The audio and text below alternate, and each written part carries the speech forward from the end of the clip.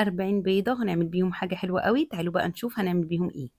غسلت البيض كويس جدا وحطيته في حلة كبيرة وغطيته بالمية وهسلقه بالطريقة العادية خالص. جبت 3 علب من الجبنة المثلثات، النوع بتاع مزارع دينا حلو ومش غالي، كل علبة فيها 8 قطع. جبت كمان 20 قطعة من بار الحلاوة الصغير، سعره حلو جدا، يعني البار الواحد عامل 3 جنيه ونص. وجبت 20 علبة من الزبادي البلدي، النوع ده حلو جدا وسعره 8 جنيه ونص. جبت العلبة البلاستيك اللي بتتقفل بسهولة وحطيت الزبادي واتنين بيضة وقطعة من الجبنة وبار حلاوة، وما نسيتش طبعا المعلقة، وطبعا ما نسيتش العيش البلدي، حطيت رغيفين مع كل وجبة. عملت 20 علبة ونزلت اوزعهم ما بين الساعة 12 لواحدة كده علشان الناس تلحق تتسحر. وطبعا مش لازم تعملوا نفس الكمية اللي انا عملتها، اعملوا حتى علبة واحدة بس طالما ده اللي تقدروا عليه. واهم نقطة ان انتوا وانتوا بتعملوا الحاجة تعملوها بحب ورضا، وكمان تختاروا اكتر حاجة بتحبوها في بيتكم وهي اللي توزعوا منها. رزقكم هيزيد والبركة هتملى بيتكم وهتنبسطوا قوي.